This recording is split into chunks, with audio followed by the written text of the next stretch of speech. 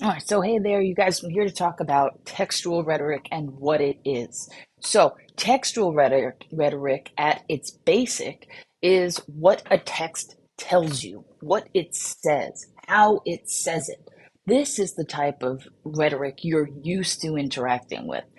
Someone asks you to read a book or an article and then give your opinion on it, right? Like, is this idea feasible? What does this character represent?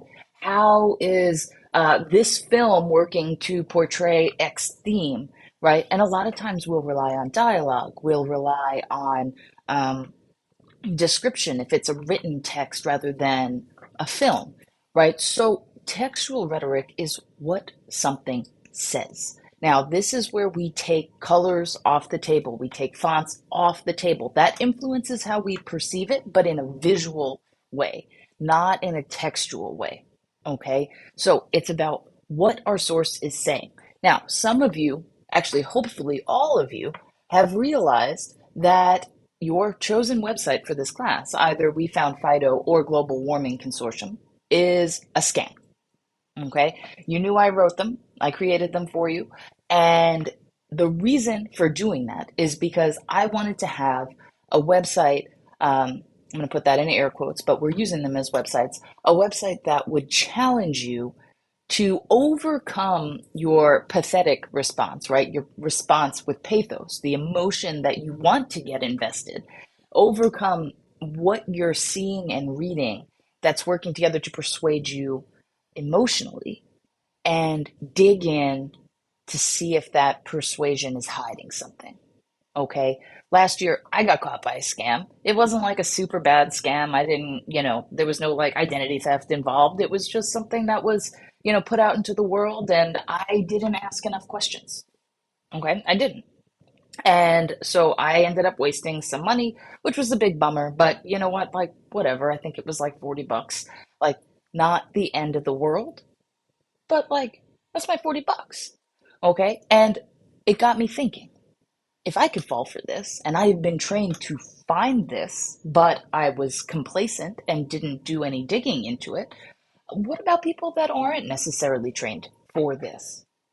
Right? So this is, kind of ties into information literacy. It ties into how we read, what we glean from reading, right? Have you read it closely enough to figure out um, whether this information is legitimate or misinformation or disinformation, right? And just to clarify, misinformation is like a misleading, like not a complete falsehood, but something that is leading you in the wrong direction, perhaps taking something out of context or something like that.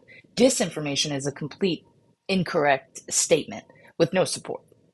Okay, there might be support, but it's not support, right? It's fake support. If you go down the rabbit hole, you'll find that there's nothing there. And hopefully, some of you guys felt that the websites had nothing there because that's what it's designed to do. Some of the facts that are presented as facts in those websites, misinformation, taken out of context, misused. Okay, the methods for payment. What? Do not ever pay someone in Bitcoin. Now, it's not a textual analysis, so I didn't just give you like a huge like bump, like, yeah, go do that. Um, but yeah, no, we need to think critically about everything we see, and we have to think about how it's presented and what that presentation might be trying to hide, okay? Or obscure. Let's use a more formal word, because it could even be that the owner of the site doesn't realize that they are misleading in the way they are.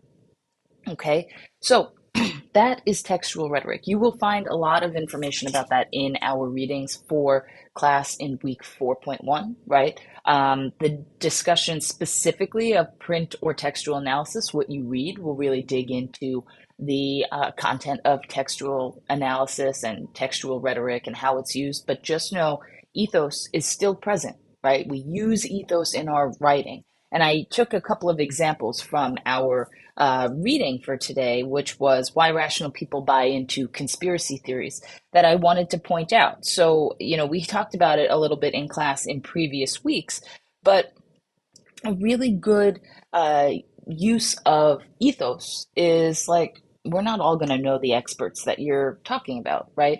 But if you provide um, a little description of what they accomplish, like for example, in paragraph 9 of the reading from Patterns for College Writing, right? We see um,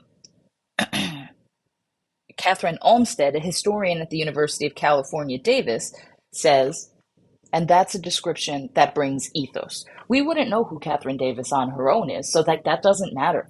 What does she do? What does she accomplish? Why do her words carry weight? Okay. And just like we saw in our reading that was titled Portfolio Why Facts Matter in Research Argumentation, um, expert opinion makes strong evidence. And this is on the first page, so page 407. A forest ranger's testimony about trail damage caused by mountain bikes or lug-soled hiking boots reflects the training and experience of an expert. A casual hiker making the same observation is less believable, right? So you have to think about how the information is presented. Who's saying it? Does it say who says it? Because if not, we're probably going to need to look into that further, okay? Also look into the wording of facts and ideas, because sometimes the wording itself might slightly tweak the message that it's sending, okay, to maybe make it more scary in the case of some of our websites, wink. Um, so you really want to think about that. Now, I want to tie it back into our reading of Why Rational People Buy into Conspiracy Theories again, because of the fact that people who believe conspiracy theories or talk about conspiracy theories are actually thinking critically. Okay, I know the article kind of, demeans the ideas of conspiracy theory and says it's related to powerlessness and the inability to affect change and all of that. And I'm not disputing that. That is a fact. That is a proven psychological fact. At this point, that's not to say that later data won't kind of stop that.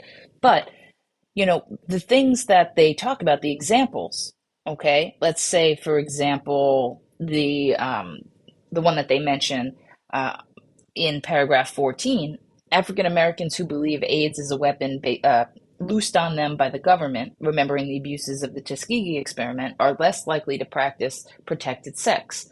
Okay, now that might be counterintuitive, but that doesn't matter. The thing is, the question, they're asking a question, but it's the wrong question.